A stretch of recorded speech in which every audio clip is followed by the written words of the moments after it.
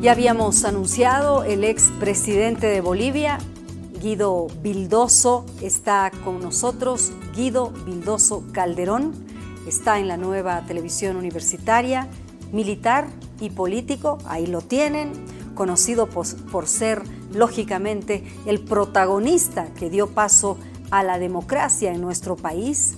Y ha llegado esta mañana desde Santa Cruz de la Sierra solo para entrevistarse con nosotros. Y de verdad que nos sentimos muy honrados de tenerlo. Bienvenido, general. ¿Cómo está? Muchas gracias, señora Lema. Para mí es un placer. Es muy significativo estar en este programa. A través suyo, dar un saludo muy cordial a la ciudad de La Paz, a todo el pueblo de Bolivia, estrecharlos cálidamente, porque he tenido oportunidad a lo largo de mi carrera profesional, a lo largo de mi vida, estar en muchos sitios del país, de tal manera de que he gozado del cariño y el alojamiento de los bolivianos. Muchas gracias por invitarme. No, encantados. Usted es paceño de nacimiento y me gustaría que antes de pasar al menú, porque se nos enfría, nos cuente cómo ha sido su niñez, cómo ha sido su adolescencia, un poco de sus padres, de sus hermanos. Cuéntenos. Bueno, yo he nacido en la ciudad de La Paz el 5 de abril del año 1937. Es decir, tiene...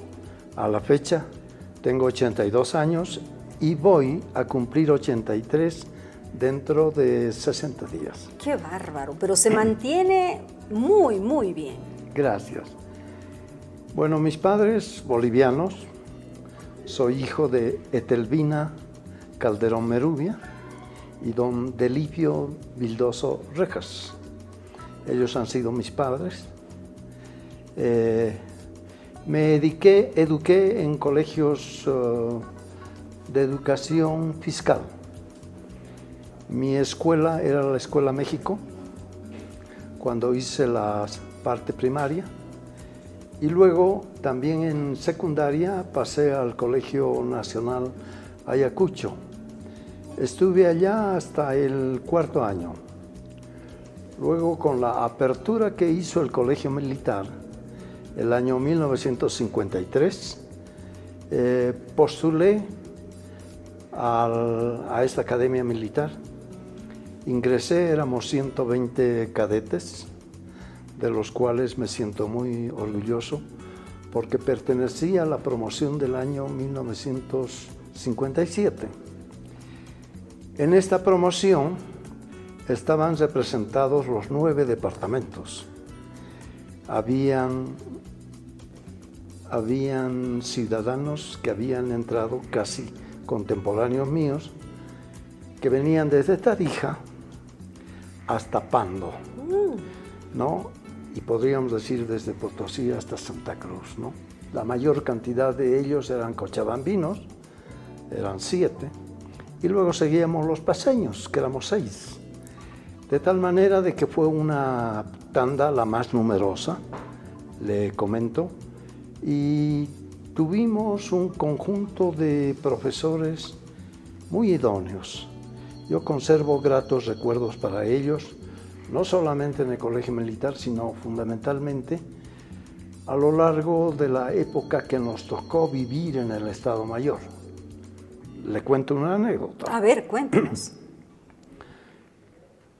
Como entramos nosotros en el periodo de la Revolución Nacional, entonces el lema nuestro, que era de subordinación y constancia, fue sustituido por la Revolución Nacional. Entonces, todas las noches, cuando el oficial que estaba de servicio, de guardia, se despedía, nosotros teníamos que responder por la Revolución Nacional.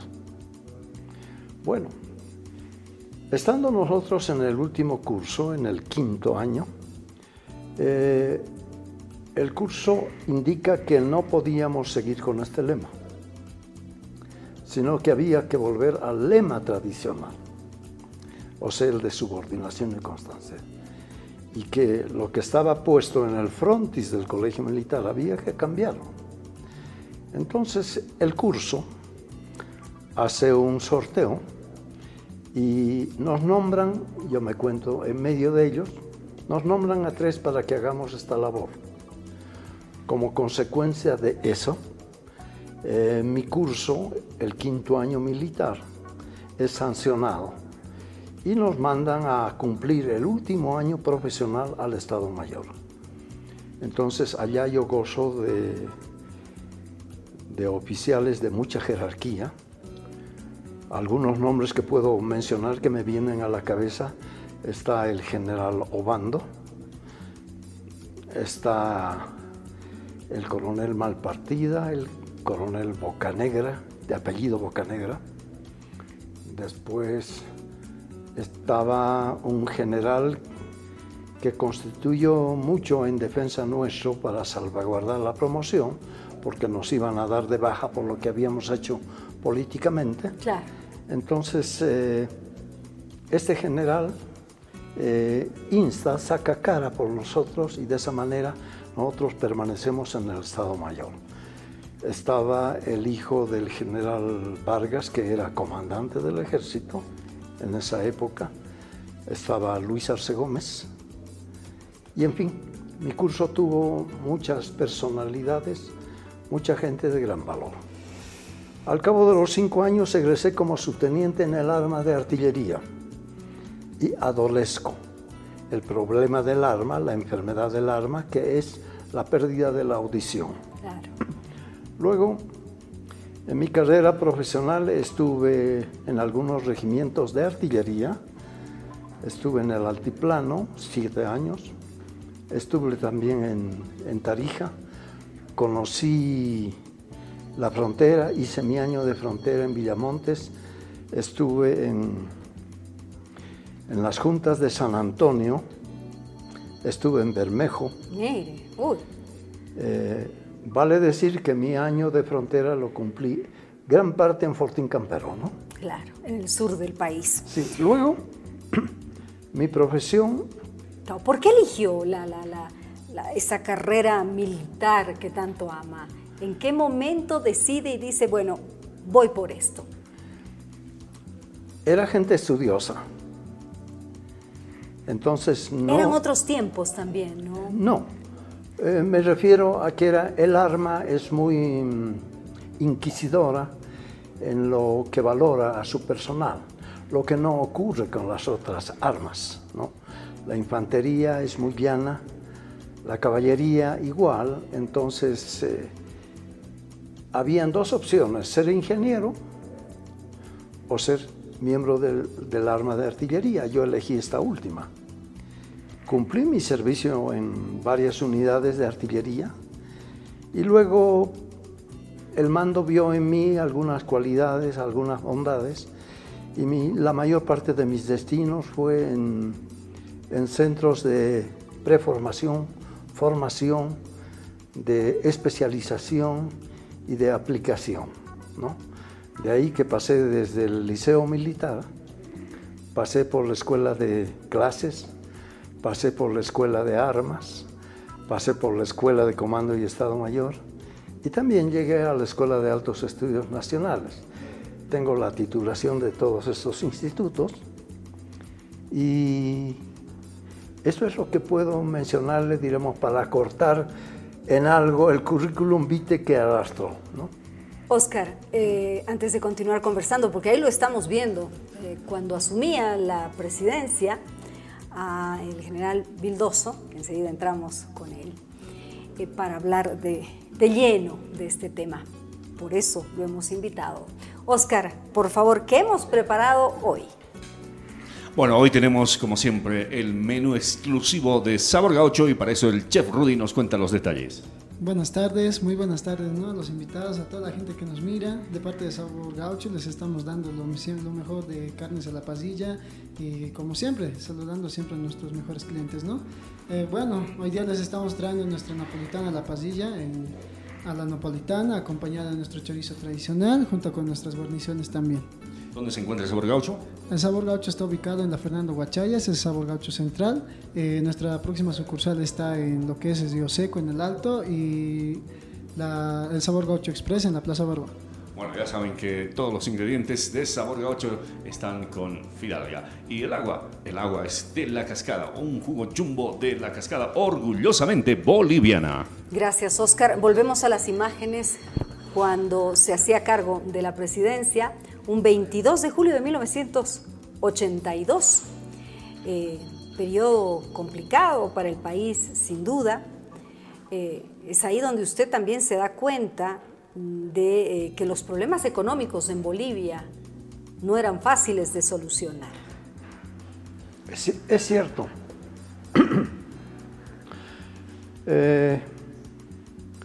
El 19 de julio, cuando estuvimos reunidos en el Palacio de Gobierno, sale un decreto dictado por la Junta de Comandantes. En aquel decreto se nombraba al general Guido Vildoso como presidente de la República. Más antes, en el alto mando habíamos convenido, a la renuncia del general Torrelio, de que el mando sucesivo iba a ser a nombre del general Natalio Morales Mosquera. Él era el general más antiguo en jerarquía militar. Como consecuencia de ello, le pertenecía a él suceder el gobierno al general Torrelio. Desde luego, nunca hemos visto nosotros de que el cargo de presidente era el último cargo de la carrera militar. Nunca vimos así. Cuando una persona es designada como ministro o para cumplir una función para el gobierno, entonces recibe una nominación de pasar en comisión del Supremo Gobierno. Entonces, en esa época, al general Vildoso lo designan en comisión para ocupar la presidencia de la República. Yo quiero puntualizar una cosa que el pueblo de Bolivia no conoce. En el ámbito militar, sí. El general Natalio Morales, a las 5 de la tarde de ese día, me llama al comando de la Fuerza Aérea y me dice: sé que mi presidencia ha de estar molestada, ha de haber un golpe de Estado. Entonces he hablado con el Estado Mayor y el Estado Mayor conviene en que tú seas designado presidente de la República como miembro del Ejército. Y le dije: disculpe, mi general, con todo respeto le hago recuerdo de que por encima mío hay 14 generales más antiguos. No soy yo el que sigo en jerarquía a Natalio Morales. Usted quería respetar Sí. esa jerarquía. Y me dice: la Fuerza Aérea confía en vos. Le digo: pero no basta que la Fuerza Aérea únicamente confíe en mí.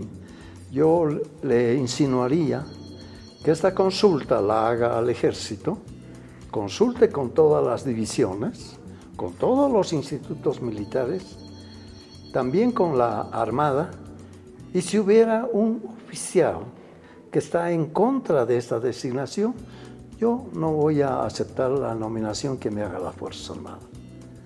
Solamente en el caso de una unanimidad. Y hubo unanimidad. Hubo la unanimidad de las Fuerzas Armadas. Se pronunciaron las divisiones, se pronunciaron los institutos, el comando de la Fuerza Aérea, el comando de la Armada, y de esa manera accedí a la sucesión del general Torrelio, ¿no? Accedí a partir del 21 de julio porque no había nominación de ministros, no había escogido a nadie. Para mí fue sorpresivo, no tan sorpresivo, pero sí, diremos, no me encontraba en condiciones de poder hacer una nominación inmediata de quienes podrían colaborar con el gobierno. De ahí porque entonces tuve que tomarme un día a fin de poder invitar a quienes podrían colaborarme en el ejército. El Estado Mayor nominó 11 militares para que ellos coadyuvaran mi función. Y en la sociedad civil tuve que elegir algunas personalidades. Algunos de ellos renunciaron. Vieron que precisamente el problema era muy álgido y viendo que no había una forma eficaz de llegar a un buen fin, no aceptaron esta nominación. Quiero recordar de que la designación al general Vildoso lo hacen por un año, con una misión muy clara: ver la democratización del país.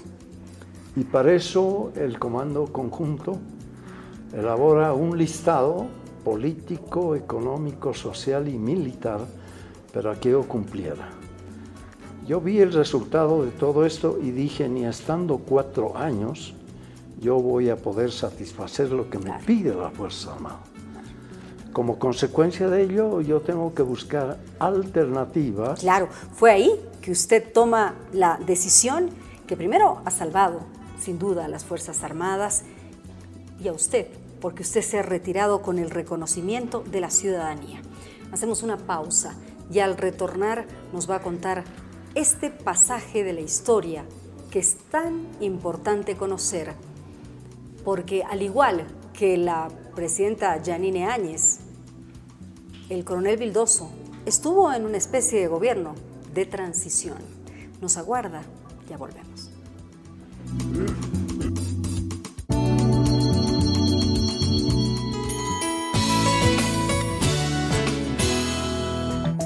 Vamos rápidamente hasta el juzgado. Entendemos que está el exministro Carlos Romero saliendo. A ver, Calvarone, te escuchamos, por favor.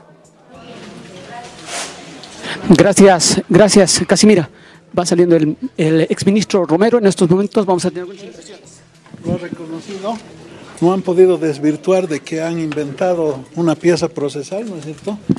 La han introducido sin el folio correspondiente, lo que da muestra de que estamos frente a una situación de absoluta inseguridad jurídica, y el juez lo ha reconocido, pero ha dicho que no es la autoridad que debe resolver, ha derivado a otro juez en última instancia, así es que ese tópico tiene que resolverse primero. Lo importante es que ya estamos demostrando de inicio que hay un pisoteo absoluto de las normas procedimentales. ¿Cómo se declara, don Carlos? Definitivamente. En proceso que identificados a los responsables, los reabren ahora contra la procesión. ¿Usted considera que ya no pasa por...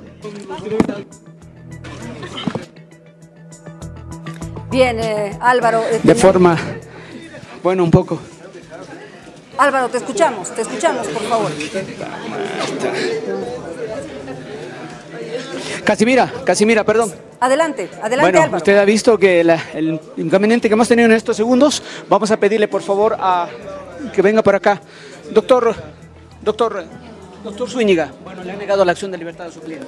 Mira, empezamos mal ante una sala constitucional que incluso al principio le había hecho conocer que se excuse al juez porque había una causa de excusa. No lo hizo. Y no porque los niveles de transparencia y parcialidad se activan en un escenario procesal.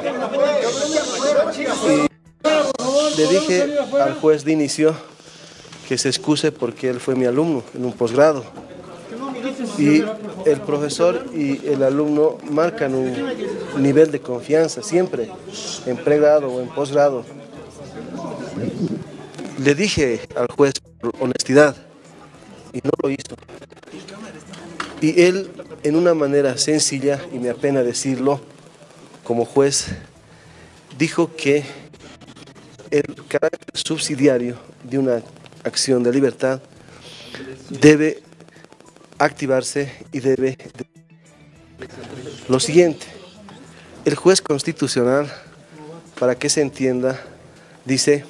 Hay un juez cautelar y ese juez cautelar debe conocer las violaciones a estos derechos.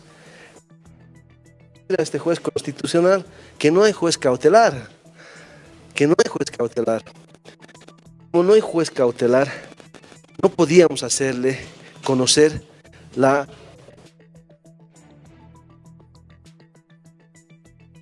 Álvaro, si me escuchas, por favor, no tenemos muy buen retorno, si nos puedes resumir lo que está sucediendo. Enfrentó Carlos Romero en la Fiscalía, estaba sin control jurisdiccional. Bien, nosotros vamos a ampliar todos estos detalles en nuestro informativo del mediodía.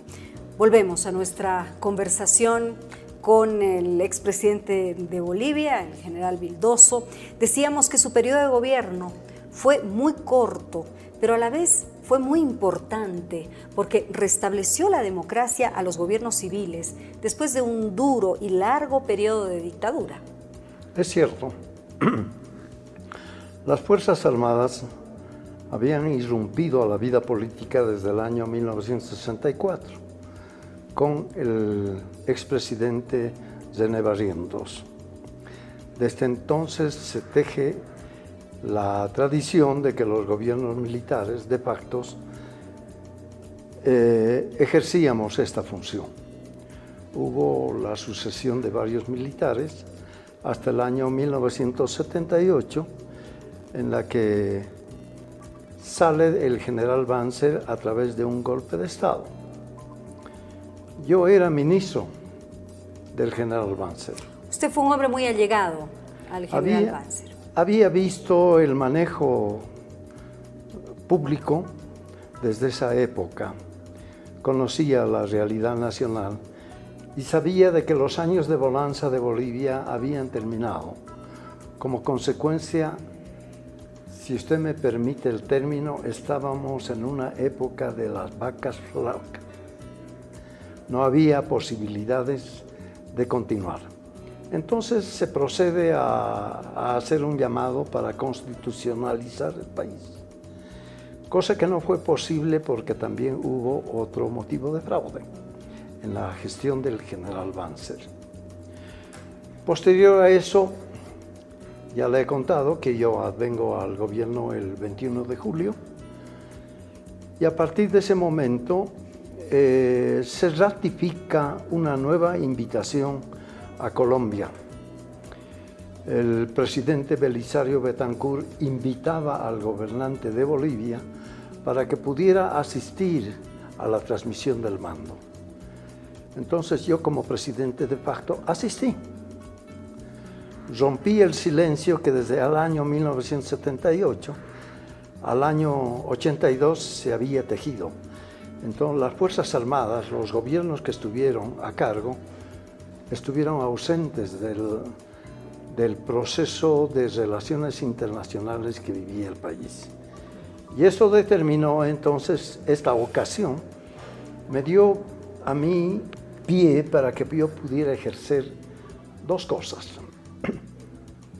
La primera, dicté un decreto en la cual, no un decreto, un mensaje a la nación el 6 de agosto, en la cual yo ponía una línea que no unía al gobierno del general Vildoso con los anteriores gobiernos.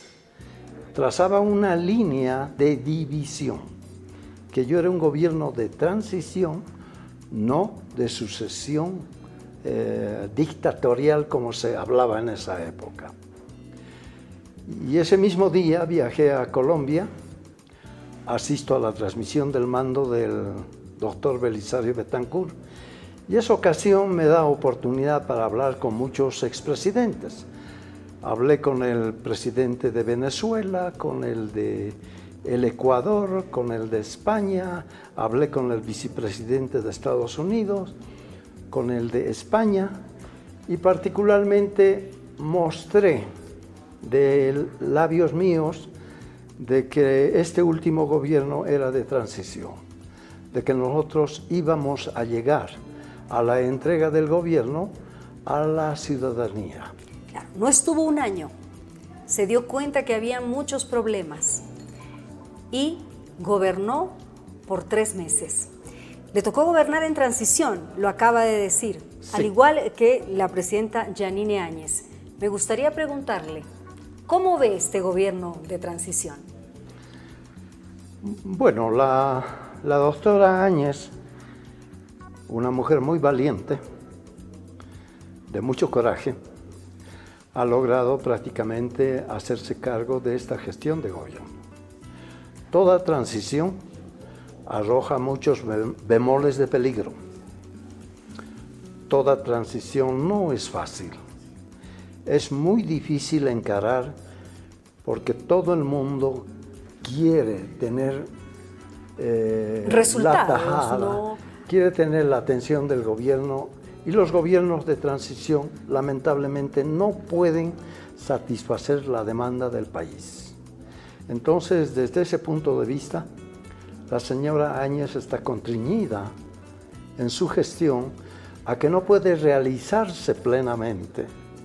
Indudablemente que este periodo es muy álgido, no deja de ser peligroso, las cosas todavía no han desaparecido, hay demasiado egoísmo, demasiada mentira, se escurren declaraciones que espeluznan a la ciudadanía, como este llamado a suplantar el ejercicio del poder. Eso quiero preguntarle, general, usted que tiene formación militar, ¿cómo asimila las palabras del expresidente Evo Morales cuando llama a formar milicias? Se ha retractado, lo ha hecho hoy día a través del Twitter.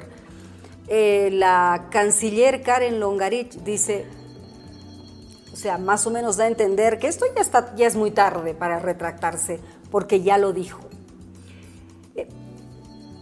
¿Qué nos dice? ¿Cómo asimila usted estas palabras?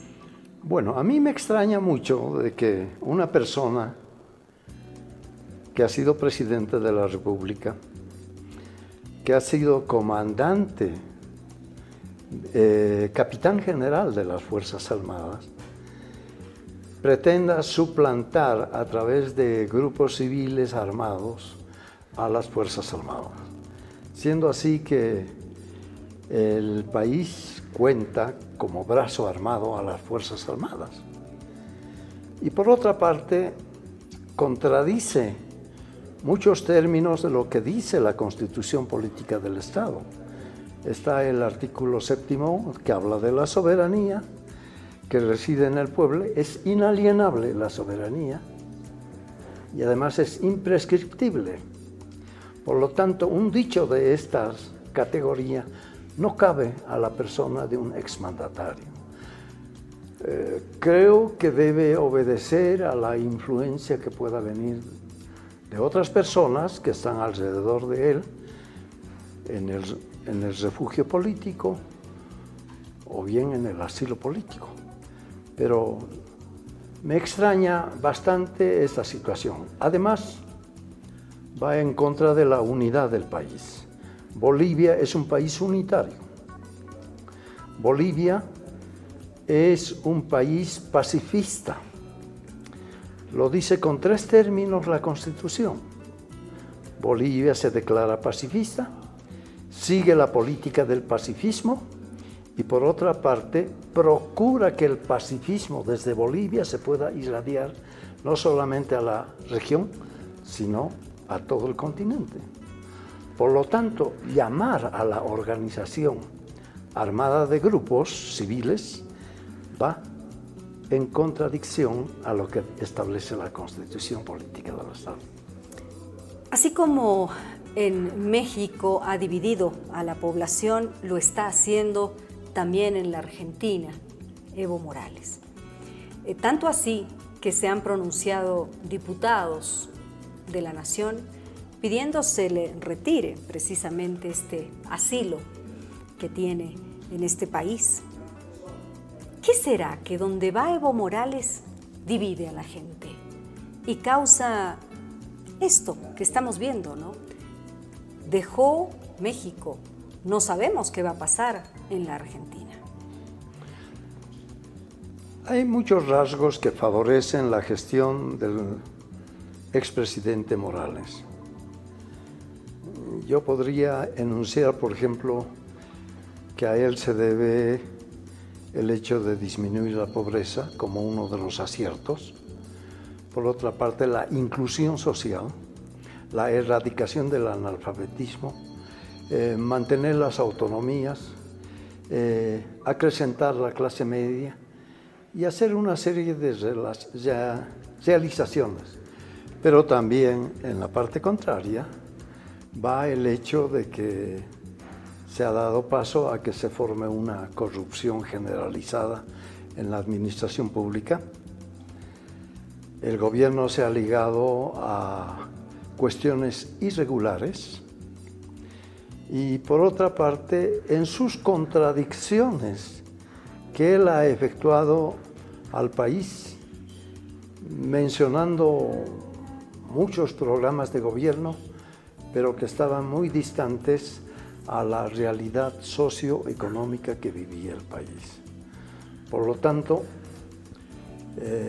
imagino que así como él ha tenido aciertos, también los desaciertos lo han llevado a que culmine, diremos, estos 21 días de zozobra para el país, de mucho dolor, y al final de cuentas se acumule la cuenta de muertos que lleva en su haber. ¿Qué le recomendaría al próximo gobierno para que Bolivia continúe fortaleciendo su democracia que nos ha costado tanto luto, tanto dolor? Yo puedo calificar a la democracia de que requiere una consolidación. Voy a abrir un paréntesis para hacer anecdótico esta presencia. En cierta oportunidad, un personaje en Santa Cruz me dice: usted ha sido presidente de la República. Y me dice: ¿por cuánto tiempo? Yo le digo: yo he llegado a 90 días en la presidencia de la República. Nadie me derrocó, nadie me descalificó y no tengo problemas, le dije, en mostrar las cosas. Que si bien he estado 90 días en el gobierno, yo he dejado un punto que hasta ahora gozamos de 36 años de democracia continua. Así es. Que este ha sido mi legado, le dije a la ciudadanía. Yo he cumplido con el pueblo de Bolivia, he cumplido con las Fuerzas Armadas, no he llegado a unas nuevas elecciones porque era un gasto insulso, costaba $5 millones en aquella oportunidad. Yo ahorré al país esta erogación de gastos insulsos porque iba a volver a ganar el doctor Siles Suazo y por otra parte iba a tener un gobierno de completa unidad. Entonces preferí de que el Parlamento jugara sus cartas para que la oposición pudiera contrarrestar no el ejercicio de gobierno, no poniendo piedras sobre el terreno, sino había necesidad de balancear el gobierno a través del centro de deliberación que es el Poder Legislativo. Como consecuencia de eso, consulté con las Fuerzas Armadas en una última reunión que hubo en el mes de septiembre. Les dije: nosotros hemos presentado un plan económico de emergencia. Hemos presentado el deseo de llevar adelante esta situación. Tiene mucho riesgo para las Fuerzas Armadas. Las Fuerzas Armadas pueden llevar adelante el país, pero no puedo yo justificar, no puedo yo garantizar de que las Fuerzas Armadas salgan indemnes de esta realización. Como consecuencia, ustedes dirán cuál es el paso definitivo que las Fuerzas Armadas pueden tomar. Yo presento las siguientes alternativas, y entre ellas estuvo entregar al Congreso del año 80 o finalmente cumplir el año y llegar a las elecciones, dándoles todas las ventajas y desventajas que aquello ameritaba. Entonces las Fuerzas Armadas me dieron luz verde para que yo pudiera buscar la alternativa. La alternativa fue el Congreso de 1980. De esa manera se entregó el gobierno al doctor Siles a través del Congreso. Había ya organizado tiempo atrás la Corte Electoral a cargo del doctor Céspedes, un hombre formidable, de mucho intelecto, que me ayudó, diremos, en llevar adelante la reorganización del Parlamento. Claro. Porque todo se había quemado en lo que va a la designación de diputados y senadores. Entonces tuvimos que hacer reuniones políticas para que los partidos políticos nos ayudaran en hacer la selección de los que fueron senadores y diputados. Por eso lo hemos invitado, porque hay que decirlo, Bolivia le debe mucho. Usted ha sido la persona que ha permitido que la democracia retorne al país. Y eso hay que recordárselo a las nuevas generaciones. O sea que permítame agradecerle, hacer un brindis por usted, por sus hijos que están aquí acompañándolo, por su esposa que está en Santa Cruz, por esa hermosa familia que ha conformado a lo largo de estos años. Muchas gracias. Gracias, general Vildoso. Gracias por esta deferencia con la nueva televisión universitaria y por recordarnos parte de la historia tan importante del país. Muchas gracias. Hasta una próxima oportunidad. El honor ha sido todo mío compartir estos minutos al lado suyo, llegar a la ciudadanía y estrechar nuevamente al pueblo de Bolivia, llamando a una concertación, llamando a una deposición de ánimos exaltados. Particularmente requerimos paz, requerimos armonía, y en este sentido hago un llamado a los partidos políticos, a los líderes, para que la próxima campaña electoral no sea de una guerra sucia como la que hemos vivido. Eso no nos brinda a nosotros motivaciones de ver una visión de país, sino que sea de programas, demostrar la futura Bolivia que quieren cada una de estos frentes. Y aquí entra la señora Áñez para que ella pueda favorecer todas estas inquietudes y hacer lo posible que los líderes políticos puedan mostrarle la visión que tienen del futuro del país. Dios lo escuche. Nuevamente, salud y gracias. Muchas gracias. Los dejo, amigos, con nuestro noticiero del mediodía. Permiso.